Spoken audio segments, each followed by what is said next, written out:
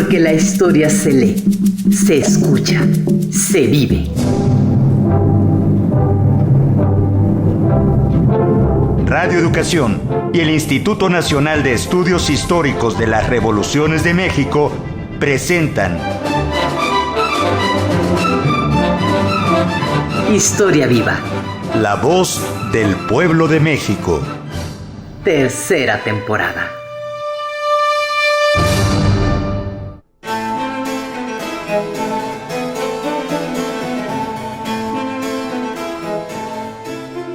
Bienvenidos a Historia Viva, la voz del pueblo de México, una coproducción entre Radio Educación y el Instituto Nacional de Estudios Históricos de las Revoluciones de México. Mi nombre es Ivette Mota y me da muchísimo gusto saludarlos en una emisión más de este programa. Y esta tarde también tengo el gusto de saludar a la historiadora Ana Salinas. Ella nos acompaña, es investigadora del INER y bueno, nos acompaña hoy para conversar de la escritora y educadora chilena Gabriela Mistral. Y bueno, el tiempo en el que ella estuvo en México. Bienvenida, Ana, ¿cómo estás? Muchas gracias, Ivette, muchas gracias a todos y a nuestro invitado que ya está aquí. Vamos a poder platicar un poquito sobre quién era Gabriela Mistral. Así es. Y también es un gusto saludar, como ya lo mencionas, Ana, a nuestro invitado, el historiador chileno Sebastián Rivera Mir, investigador del Colegio Mexiquense. Bienvenido, Sebastián, ¿cómo estás esta tarde? Hola Ivette, hola Ana, ¿cómo están? Muchas gracias por la invitación. Muy bien. Qué bueno, Sebastián, gracias por acompañarnos y bueno, nos vas a contar bastante acerca de la poetisa Gabriela Mistral y esto es por el motivo que estamos conmemorando el centenario de su llegada a México, que esto fue en el año de 1922. Pero antes de empezar, ¿qué les parece si nos acompañan a escuchar y ver la siguiente cápsula que preparamos para conocer quién es nuestro invitado de hoy? Y continuamos en un momento más.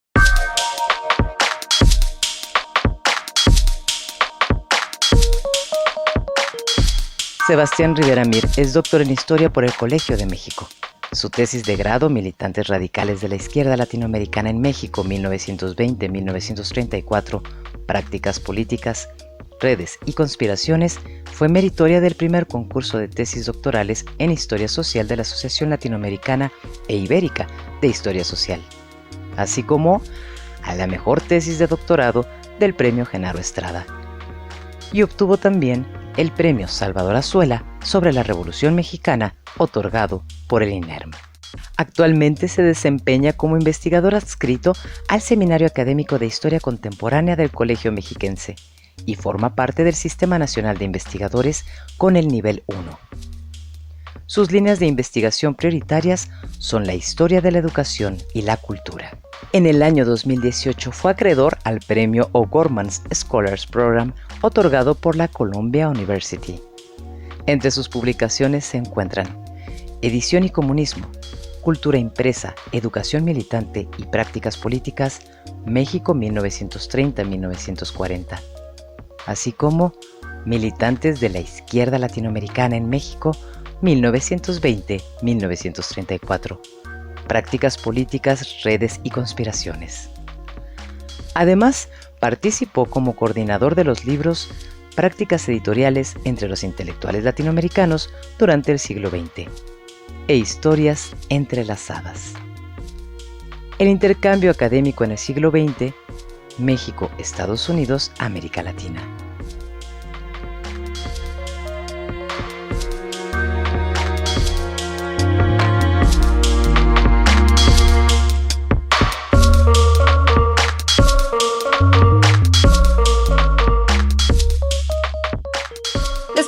La semblanza de nuestro invitado, agradecemos a quienes nos acompañan a través de las redes sociales, de Facebook, de Twitter, tanto de Radio Educación como del INER, y también a quienes nos escuchan a través de nuestras emisoras 1060 de AM, 96. de FM aquí en la Ciudad de México o en alguna de las estaciones que comparten nuestra señal en la República Mexicana. Ana, bueno, hace unas semanas el Senado de la República y las autoridades de educación y cultura de nuestro país rindieron un homenaje o varios homenajes a la maestra y poetisa chilena Gabriela Mistral. Cuéntanos la importancia de esta conmemoración en el centenario de su llegada y esa estadía temporal que tuvo en nuestro país hace 100 años. Muchas gracias, Ivette. Y pues sí, hace aproximadamente una semana pues tuvimos un homenaje en el MUNAL sobre esta poeta chilena, ¿no? Que no solamente fue poeta, sino también fue una gran educadora, una gran maestra, redactora de textos pedagógicos, y que tuvo una labor fundamental en el año de 1922, 1923 y 24, que es más o menos el momento en el que ella está en México, fundamental para la creación de la SEP como la conocemos, pero también con las llamadas misiones culturales, bibliotecas públicas, y toda una labor grandísima que se llevó a cabo por parte del gobierno federal de ese momento para impulsar la educación básica mexicana, ¿no?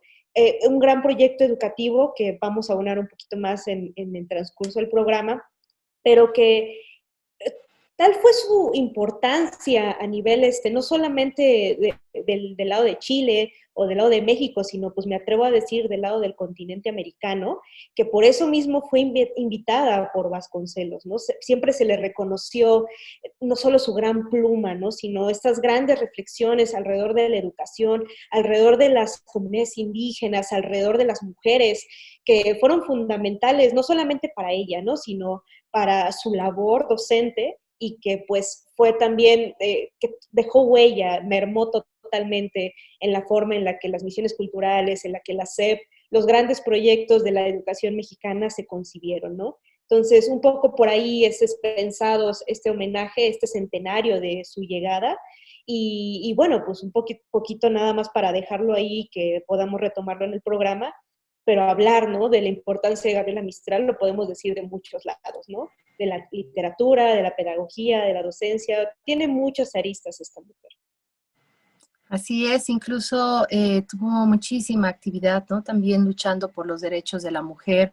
Fue una persona, como bien menciona Ana, con muchos aristas y que dejó huella en diferentes ámbitos de nuestra historia cultural y política también, ¿no? En México. Sebastián, visto desde justamente esta historia cultural y política chilena, ¿cuáles son los antecedentes del viaje de la maestra Mistral a México? ¿Hubo algunas resistencias, digamos? ¿Cuáles fueron los comentarios de su gobierno por el hecho de que fuera invitada por el gobierno mexicano, como mencionaba Ana, por iniciativa de José Vasconcelos, quien recientemente en esos años, en los años 20 en nuestro país, había sido nombrado secretario de Educación Pública? Sí, ese es un buen tema para comenzar a entender un poco las complejidades, digamos, de los tránsitos continentales del periodo. Vasconcelos recorre Sudamérica, se va en un viaje, recorre Perú, está en Argentina, está en distintos lugares, y cuando llega a Chile, se junta con la Federación de Estudiantes de Chile, que entre otras cosas estaban pidiendo que volviera Tacna y Arica, unas provincias que Chile había tomado de la Guerra del Pacífico del Perú, y entonces querían estos estudiantes que volvieran. Vasconcelos se reúne con ellos, les da el apoyo, porque finalmente ese era de alguna manera un ideario latinoamericano, y eso genera un conflicto con Vasconcelos muy fuerte de parte del gobierno. Esa cercanía de Vasconcelos con estos estudiantes hace que el gobierno chileno se vuelva un enemigo prácticamente de Vasconcelos. Así, el enemigo número uno a nivel continental prácticamente era Vasconcelos. Y entonces Vasconcelos, aprovechando esa situación conflictiva, decide generar más conflicto. Eso es interesante. En vez de apagar el conflicto, él decide generar más conflicto, y ahí, en ese momento, se le ocurre la invitación a Gabriela Mistral. Él llevaba más o menos una idea de traer a una intelectual latinoamericana a colaborar con él en su proyecto de la SEP, pero estaba pensando en alguien en Argentina. Y entonces, una vez que pasa por Chile, decide cambiar de horizonte y dice, no, vamos a invitar a Gabriela Mistral. Eso descolocó mucho al gobierno chileno, porque el gobierno chileno veía en Gabriela Mistral una persona de segundo orden. Era una persona que, si bien tenía una presencia en la poesía, tenía una presencia en lo pedagógico, para el gobierno era una persona que no era importante. La gran figura educativa, la gran figura de la pedagogía era Amanda Labarca. Y entonces Vasconcelos, al invitar a Gabriela Mistral, lo que hace es precisamente profundizar ese conflicto que imbricaba distintos elementos, a los estudiantes, al mundo de la pedagogía, al mundo de los masones incluso, en este intento vasconcelista, digamos, de transformarse en una especie de actor muy preponderante a nivel continental. Creo que ese es como lo primero que hay que entender para ver por qué Gabriela Mistral llega finalmente a México. Ceci, por otro lado, ¿cómo asumió Vasconcelos este reto de educar a todos los mexicanos en su postura justamente como secretario de Educación Pública? ¿Cómo contagió estas ideas de convertirse en misioneros culturales a los maestros? En este caso, bueno, Gabriela Mistral, quien convenció, ¿no?, para incorporarse a esta revolución educativa que estaba en marcha y crear sus escuelas indígenas. Y bueno, Gabriela Mistral, que ya tenía justamente una experiencia en hacer todos estos recorridos por países de Latinoamérica y acercarse a las comunidades indígenas y estas misiones, ¿no? Perdóname, Anita, te cambié el nombre, Ana. Yo creo que, bueno, voy a retomar un poco de lo que platicó ahorita Sebastián, porque creo que en parte también nos ayuda a más o menos entender por qué se escogió a Gabriela Mistral, ¿no? Y no a otra persona. Pues Gabriela Mistral, pues creció bueno, nació en una comunidad totalmente rural, ¿no? O sea, su educación, la forma en la que ella se acercó, tanto como maestra, como estudiante, fue en una zona pues totalmente rural, ¿no? Entonces no venía de un ámbito urbano y eso también pues la hace más sensible, ¿no? A estas cuestiones de las comunidades indígenas, de la pobreza, de las carencias, y también la une con un sentido de la naturaleza pues bastante lindo, ¿no? O sea, creo que la dota de una sensibilidad que probablemente no tenían otras personas. Y por otro lado, por ejemplo, Vasconcelos, que pues fue secretario de Educación del gobierno de Álvaro Obregón, que bueno, pues Álvaro Obregón pues hereda un país pues totalmente convulso, ¿no? Recién nacido de un proceso revolucionario pues que fue totalmente que convulsionó al país en todos los aspectos, ¿no? Y sobre todo en los aspectos de la gente común, que lo sufrió tanto, pues Vasconcelos en realidad tenía pues una gran labor, ¿no? Que es cómo formar un Estado mexicano, cómo formar a los mexicanos, a las personas que quedamos, a los que están naciendo de este nuevo Estado que salió de esta lucha fratricida que costó tantísimas vidas. ¿Cómo hacemos para construir una nueva nación, no? Muchas cosas se pudieron haber, o sea, se dijeron muchas cosas en el momento de la creación de la Constitución en el Congreso del 16, de cómo se asumía, ¿no?, la educación, cómo debía ser estos grandes debates entre los constituyentes, cómo debíamos entablar la cuestión del civismo, de los símbolos patrios. Todo eso pues se planteó ahí, pero realmente una cosa también fue plantearlo y otra cosa muy diferente, ya ponerlo en práctica.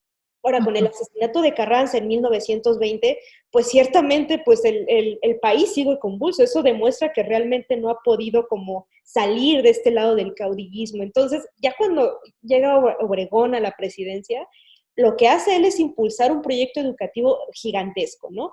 Vasconcelos ahora sí que es el líder de este gran proyecto, y él trae mucho esta idea de también recuperar las cuestiones indígenas del país, ¿no? De no dejarlas de lado, porque a final de cuentas, pues forman parte de nuestra nación, tanto la cultura, el lenguaje, pero además da la particularidad de que es un país, pues que como tú mencionabas, pues se encuentra pues prácticamente en el analfabetismo total, ¿no? O sea, la mitad de la población o más prácticamente no sabe leer, no sabe escribir.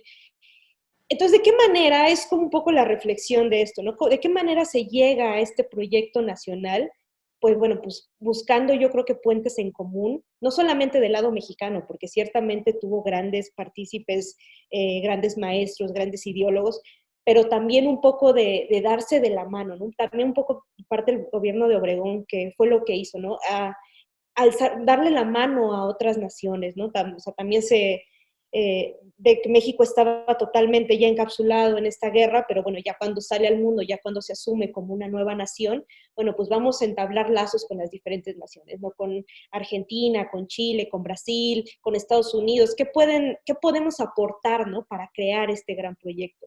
Yo un poco creo, como diciendo, bueno, recuperando lo que dijo Sebastián, puede a lo mejor ser ahí un poco la respuesta de por qué Gabriela Mistral y no otra persona, por qué esta sensibilidad, por qué esta cuestión, esta importancia, ¿no?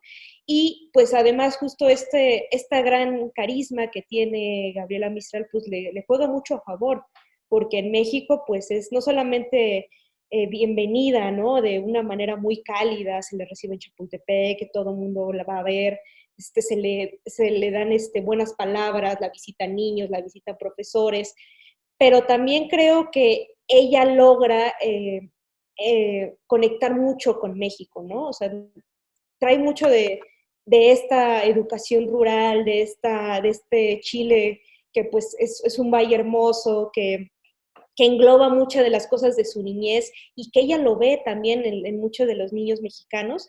Creo que eso también le toca una fibra muy sensible a Gabriela Mistral y la hace pues como pues una persona que es escuchada por las comunidades, que es escuchada por los profesores, y pues Vasconcelos pues confía mucho en ella, ¿no? Entonces creo que por ahí un poco podríamos hablar de por qué ella, de cómo es recibida, de por qué este proyecto vasconcelista tiene estas características, y bueno, que las misiones culturales pues también era pues esta gran labor de ir a comunidades lejanas para poder alfabetizar, para poder dar unas opciones de educación pues que pudieran ser acordes con el modo de vida, ¿no? De esas comunidades, no totalmente del lado de la urbanicidad, de las ciudades. Se intenta un poco llevar estos grandes proyectos de reflexión, de filosofía, de historia, pero a través de las comunidades que no tenían acceso a ellas, ¿no? Y que prácticamente están abandonadas. Entonces, alguien como Gabriela Mistral, que tiene esa sensibilidad, y alguien como Vasconcelos, que pues tiene este gran proyecto, yo creo que se englobaron muy bien y pudieron conjugarse en este encuentro, ¿no?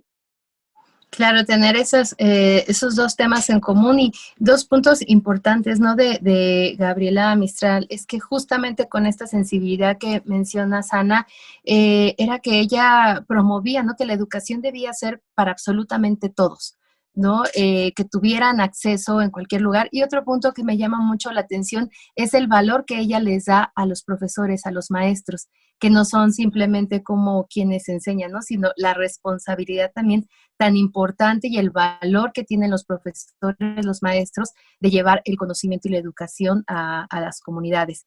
Sebastián, se dice que la correspondencia y algunos textos de Gabriela Mistral son una pista para rastrear justamente sus acciones en México. Tú que, bueno, es parte de tus líneas de investigación y de trabajo, ¿qué nos puedes decir al respecto? Una de las primeras, transmitir de estas comunicaciones, transmitir un mensaje de la Federación de Estudiantes Chilenos, y bueno, con quien sentía ese apego, como ya nos mencionaba Ana, ese apego y esa solidaridad. Otras de estas líneas o estas pistas para rastrear estas acciones que tuvo en México fue continuar con su trabajo sobre educación femenina y una más sobre la enseñanza en comunidades rurales, que ya lo mencionaba Ana. Pero, ¿qué nos puedes comentar acerca de esto? Sí, las cartas son fundamentales, digamos. Ella, en este periodo, digamos, todos los intelectuales se dedican a escribir cartas al por mayor. O sea, están escribiendo constantemente. A pesar de que es difícil, por ejemplo, entre países, muchas veces si tú mandabas una carta de Chile a Perú, eso era más lento que si tú mandabas una carta de Chile a Londres. O sea, a pesar de todas esas dificultades que había en términos de comunicación, las cartas eran vitales. Antes de darle una vuelta a lo de las cartas, me quería detenerme un poco en la sensibilidad que tiene frente a los maestros. Me parece que es un tema bastante importante, pensando en que Mistral nunca estudió formalmente para ser maestra. Es una de las principales maestras del continente, quizás una de las más reconocidas, pero nunca tuvo estudios formales. Y eso de alguna manera fue algo con lo que luchó el resto de su vida Y tal vez eso influyó mucho en que estuviera constantemente reivindicando esa labor, una labor que se aprendía, se podía ir a la universidad o a algún espacio formal, pero que también tenía mucho de aprendizaje cotidiano, de estar en las aulas, y creo que esa visión le daba a ella una sensibilidad especial respecto al tema, respecto a los profesores. Entendía sus problemas, entendía sus limitaciones, entendía lo que significaba enseñarle a niños que a veces llegaban sin zapatos.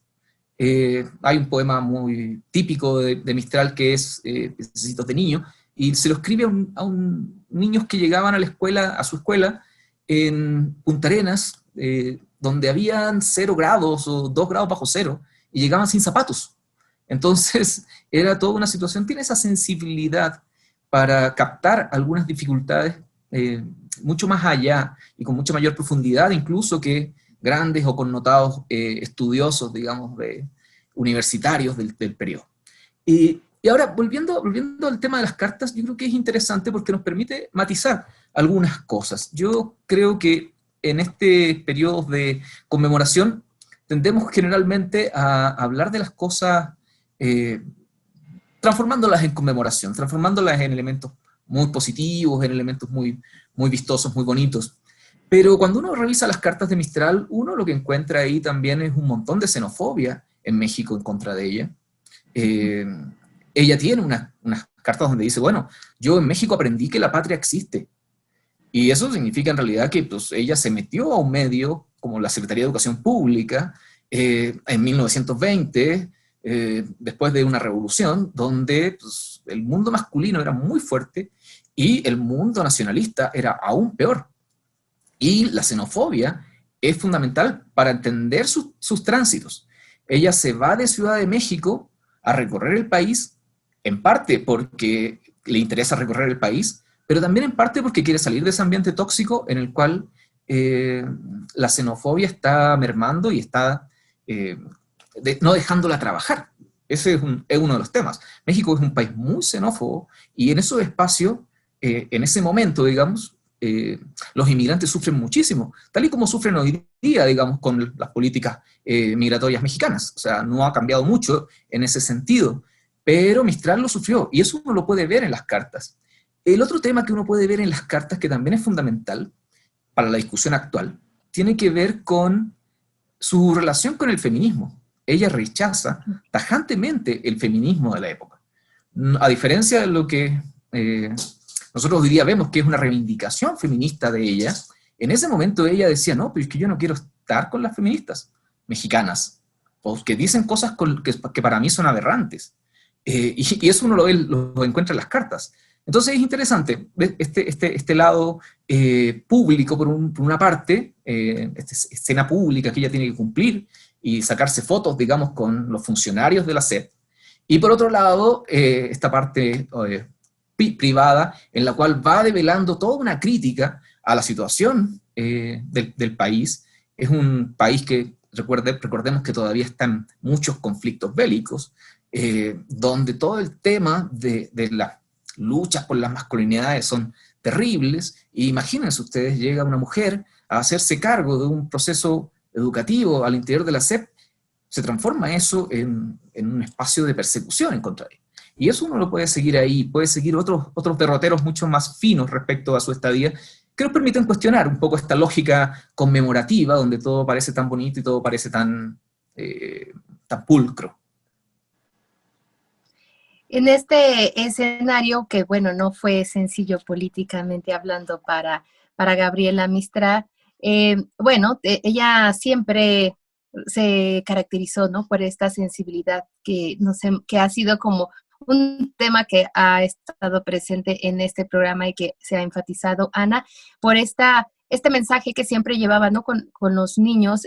Recuerdo una información que leí acerca de cómo quería llevar el mensaje de encontrar la belleza de la educación, no solamente como una obligación, ¿no? Para entender un poco más acerca de Gabriela Mistral, cuál fue su obra y su legado en diferentes ámbitos de nuestra historia, los invitamos a escuchar la siguiente cápsula que preparamos acerca de Gabriela Mistral, y continuamos en un momento más aquí en Historia Viva, la voz del pueblo de México.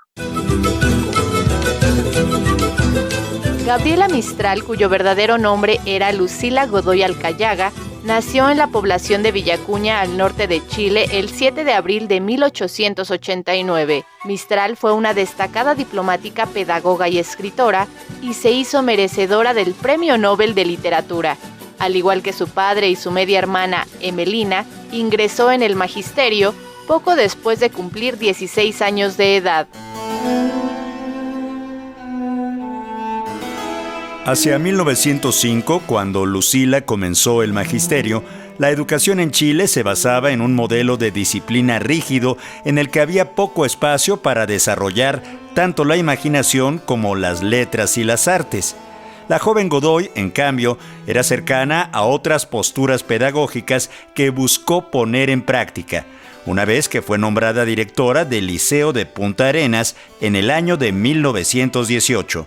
Para ese momento ya se había consagrado como escritora y había adoptado el seudónimo de Gabriela Mistral.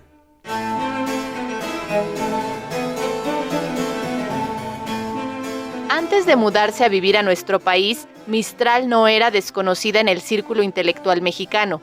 Había entablado correspondencia con Amado Nervo, además de coincidir en algunos eventos de su país con el filósofo Antonio Caso, así como con Enrique González Martínez, quien fuera escritor modernista y titular de la Embajada Mexicana en Chile, y quien al parecer impulsó a José Vasconcelos a invitar a Mistral a nuestro país.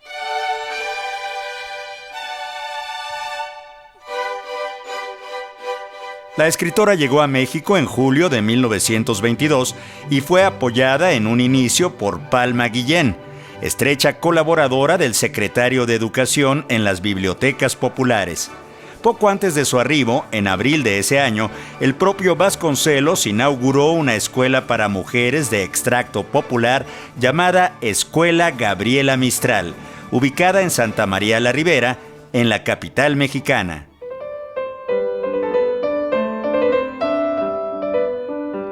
La maestra y poetisa se dedicó a las misiones culturales, uno de los principales ejes del proyecto vasconcelista. Su labor era propagandística y junto con Palma Guillén recorrió el centro de México y estados como Guerrero, Hidalgo, Morelos, Veracruz, Jalisco, Michoacán y Puebla, razón por la cual fue nombrada por aclamación como presidenta del Congreso de Maestros Misioneros en septiembre de 1922. Gabriela Mistral publicó obra en nuestro país, en particular en la revista El Maestro, el boletín de la Secretaría de Educación Pública y el libro para mujeres, encargado personalmente por José Vasconcelos, con el propósito de reencontrar a las mujeres de origen popular con el conocimiento literario, ya que lo perdían durante su estancia en la escuela industrial.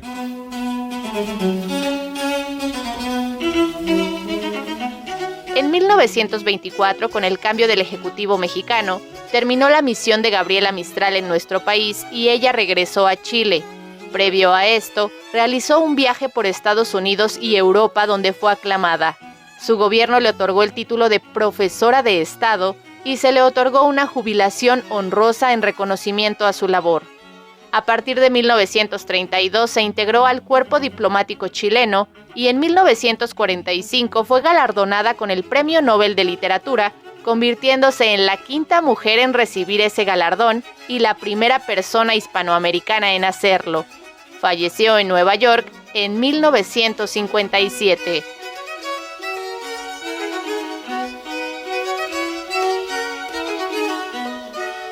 Seguimos en Historia Viva, la voz del pueblo de México, un espacio para la divulgación de la historia y el intercambio de ideas. En esta ocasión estamos platicando acerca de la celebración de 100 años de la llegada de Gabriela Mistral a México y su misión educativa que desarrolló en nuestro país.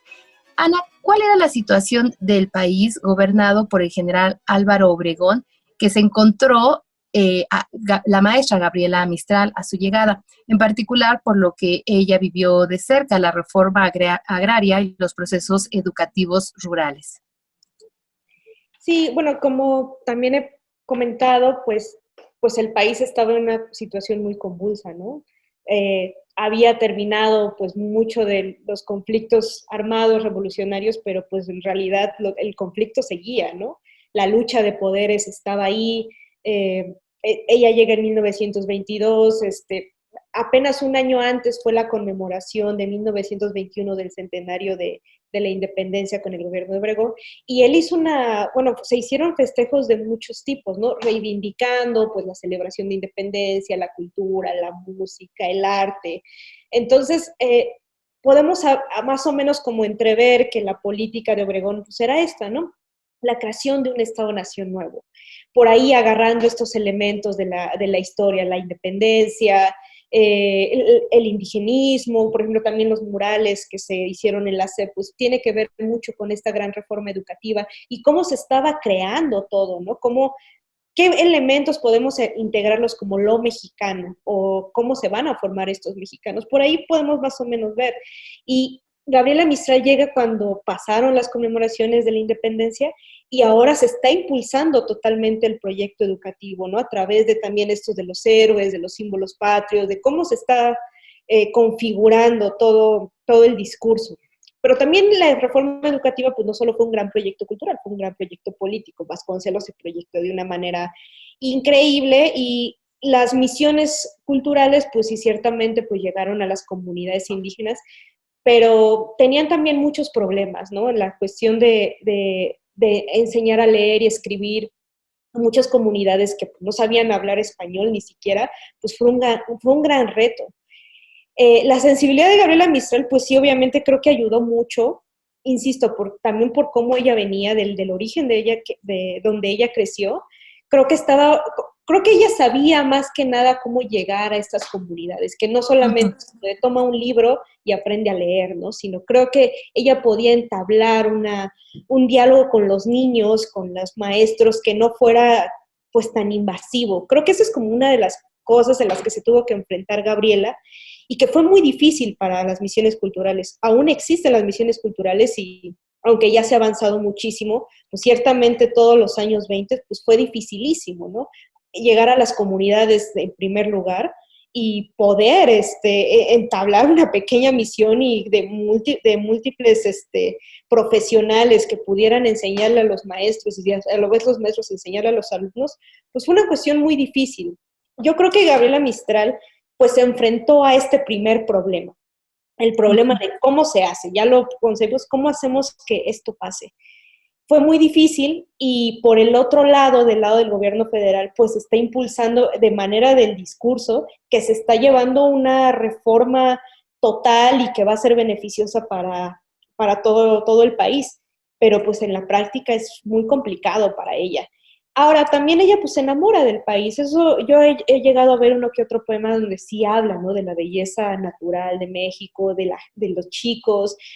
Creo que eso está ahí en ella y es un poco lo que le impulsa a seguir, ¿no? Además, después de que se va de México, también hace un recorrido por América. También viaja a otros países, viaja a Estados Unidos y además la SEP en 1923 le publica su libro de lecturas para mujeres, que además estaba enfocada para una escuela que se le puso su nombre, la Escuela Gabriela Mistral para niñas, porque además está esta cuestión de que ella sí está muy preocupada por la poca educación que tienen las niñas, ¿no? Ella, pues, como bien mencionó Sebastián, pues no tuvo una educación formal de profesora, ¿no? O sea, nunca accedió a una educación formal universitaria, digamos. Fue ahí un poco como influencia de su hermana, influencia de su padre, de la circunstancia, pero al no tener, digamos, esta licencia profesional, también se preocupa porque llega a México y se da cuenta pues que las mujeres están un poco igual, ¿no? O sea, no tienen un acceso a la educación del lado masculino que, por ejemplo, lo ve, ¿no? Está esta distancia y que dice, no, pues hay que hacer algo. Un poco las lecturas para mujeres, pues, fue enfocada para esa escuela en particular.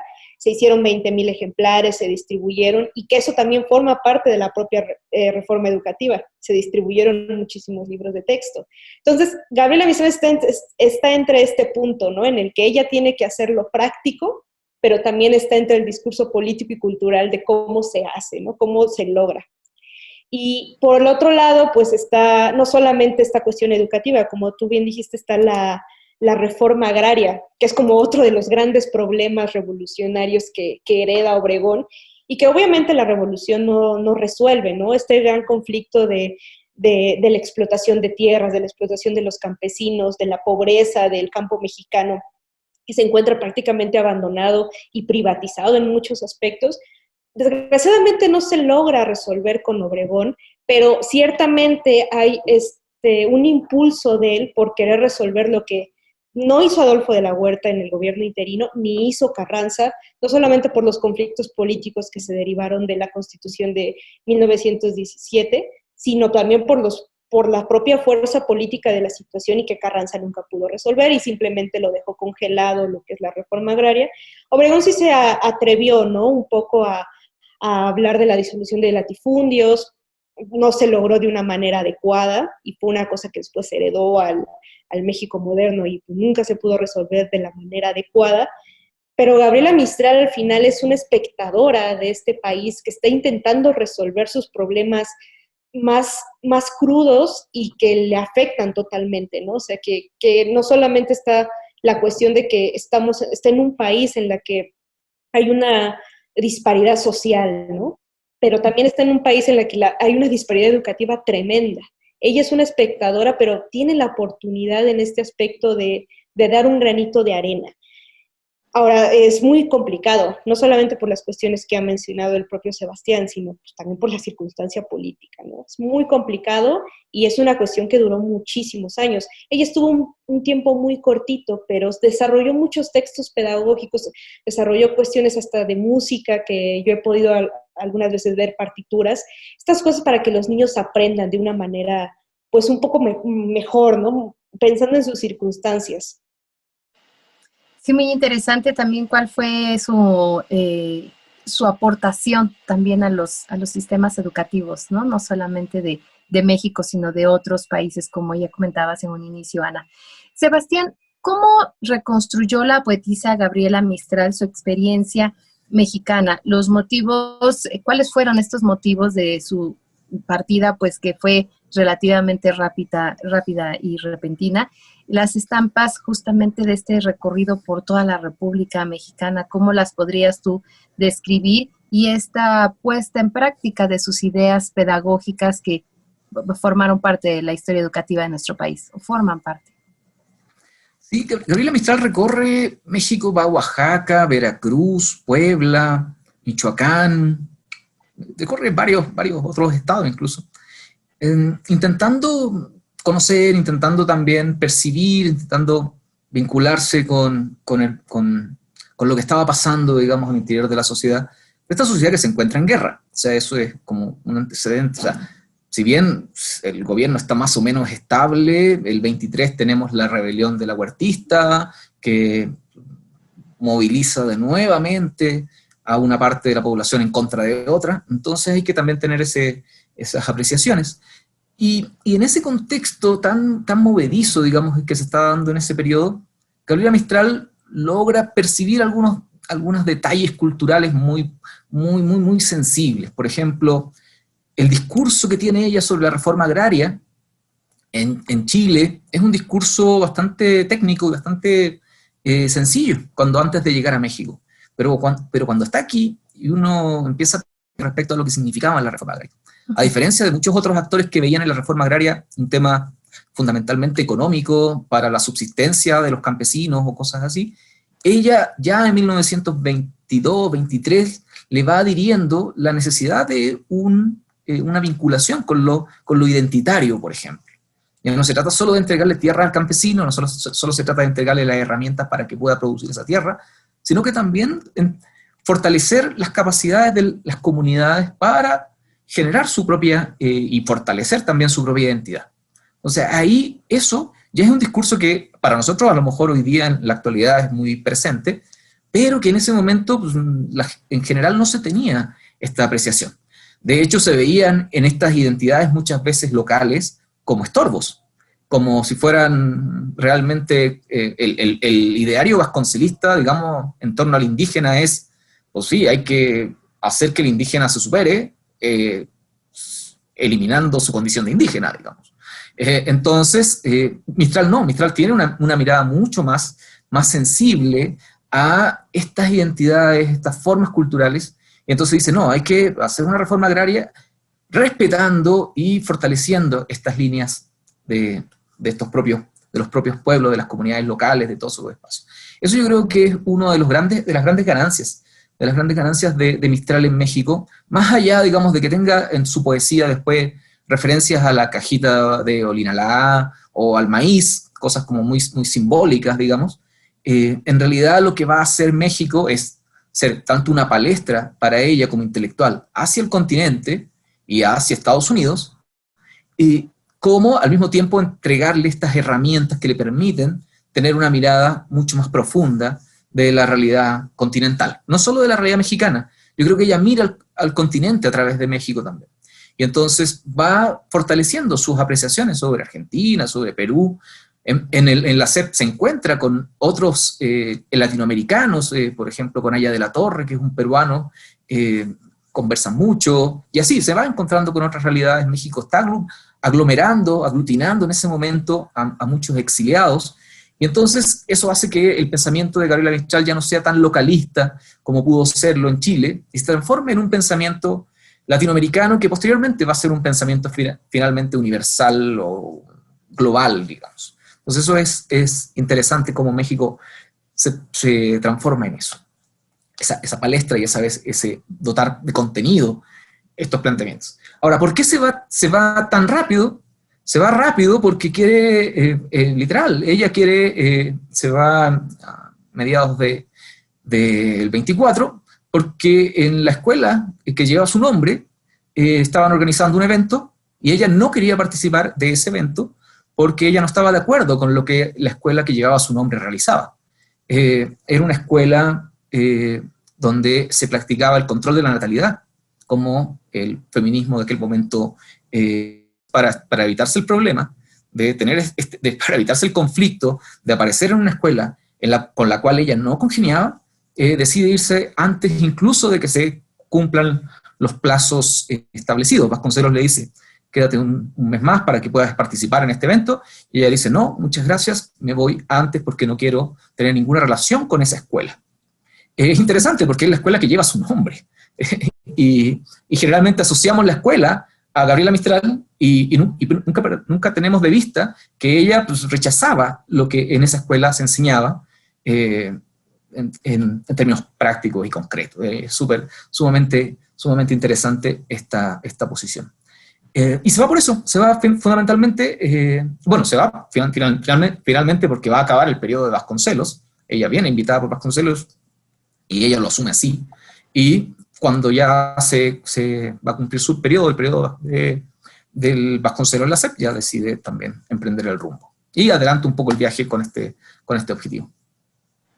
Importante, ¿no? El hacerlo su partida en un momento, pues, en el cual no quería justamente ser relacionada con esa postura, ¿no? Respecto a el libro, Sebastián, que compiló Mistral y que fue reeditado en los años 90, en 1990, Lecturas para Mujeres, 1922-1924. ¿Qué nos puedes contar sobre esta publicación, Sebastián? Bueno, ella trabajó en dos libros, que es de Lecturas para Mujeres y el de las lecturas clásicas para niños. Trabajó en ambos. Pero este es el que está, digamos, a la historiografía ha asociado con mayor nitidez, digamos, a su quehacer, sociedad. Que tenemos que comprender aquí también que son sociedades, que es una sociedad mexicana que está en guerra y que ha perdido una cantidad importante de seres vivos, digamos, de seres humanos. Y entonces Gabriela Mistral tiene una mirada sobre el desarrollo en ese momento particular, en el cual la familia desempeña un rol fundamental. La idea es que hay que volver de alguna manera a poblar, de alguna manera a que se genere una cantidad de personas que permitan el desarrollo. Y en ese sentido, el libro va a reforzar esa idea de familia muy tradicional, la familia, el padre, la madre y los hijos, y ojalá que sean muchos hijos, para que esos hijos puedan emprender todos los desafíos que México tiene. En ese sentido, por eso, es precisamente el rechazo de Gabriela Mistral a cualquier tipo de medida en contra de de controlar la natalidad, digamos. Por eso se opone tan tajantemente, porque ella ve en esa situación algo que es mucho más importante en ese momento para México. Entonces, Lecturas para Mujeres es en parte eso, en parte una reivindicación de su propio pensamiento orientado hacia las mujeres, para que las mujeres cumplan con lo que ella considera en ese momento el rol que deben cumplir, que es, ojo, es estar en el hogar y no estar en la escuela. Educarse en una parte importante, pero en realidad ella en ese momento tiene una idea muy fuerte respecto a que el rol de la mujer es en el hogar. El ángel del hogar, como era lo que se venía planteando desde el siglo XIX, como esta figura machista, muy asociada, digamos, a esta idea de los caracteres tradicionales del género, es lo que está impulsando Gabriela Mistral. Ahora, otra cosa interesante que tiene ese libro es que ella, y que refuerza un poco lo que yo decía hace un rato, que tiene que ver con esta xenofobia que ella vive acá, ella afirma sus palabras como palabras de una extranjera, lo que ella escribe, el prólogo a ese libro. Palabras de una extranjera donde dice que de alguna manera es eso lo que se sintió cuando estuvo acá.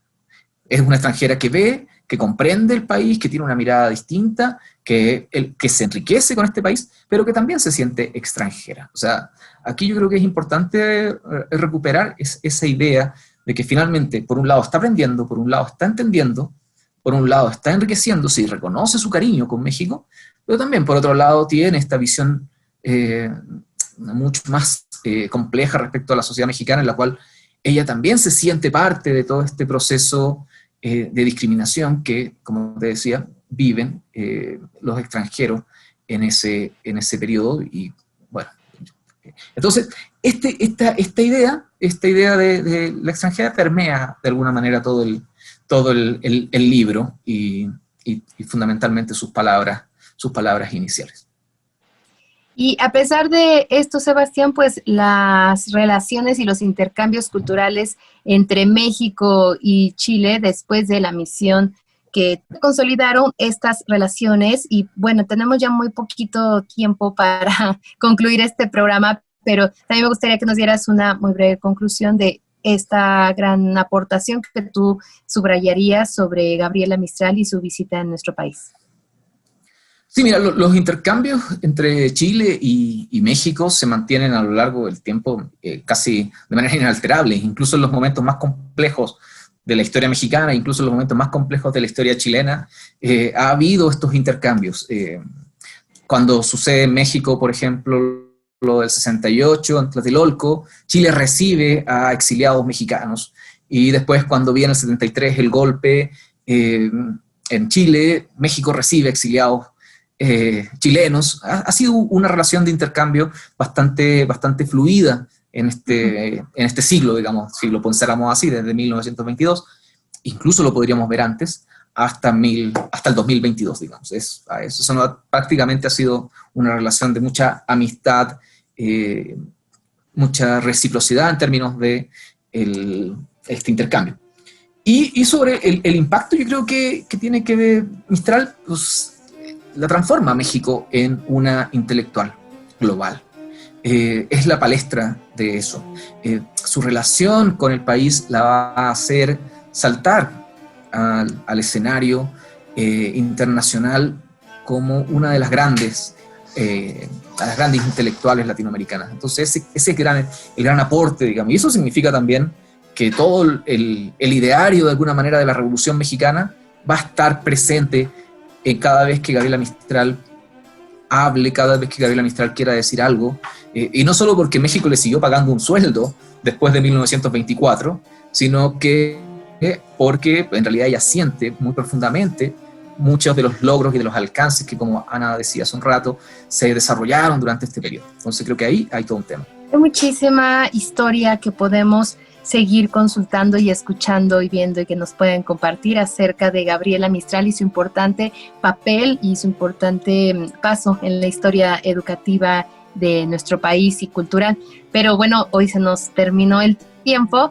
Ana, muchísimas gracias por acompañarnos hoy en Historia Viva. Sebastián Rivera Mir, también muchas gracias por acompañarnos hoy y compartirnos, llevarnos por este viaje radiofónico de la historia cultural y educativa a través de este gran personaje, Gabriela Mistral.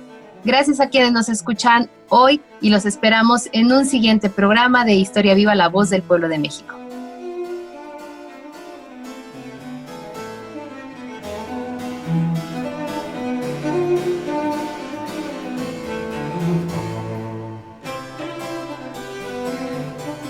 Participamos en este programa Oscar Guerra, José Ángel Domínguez, Laura Viadas, Alma Lilia Martínez, Salvador Castro, Daniel Librado Luna, Claudia Segura, Felipe Ávila, Ivette Mota, bajo la producción de Mario Ledesma.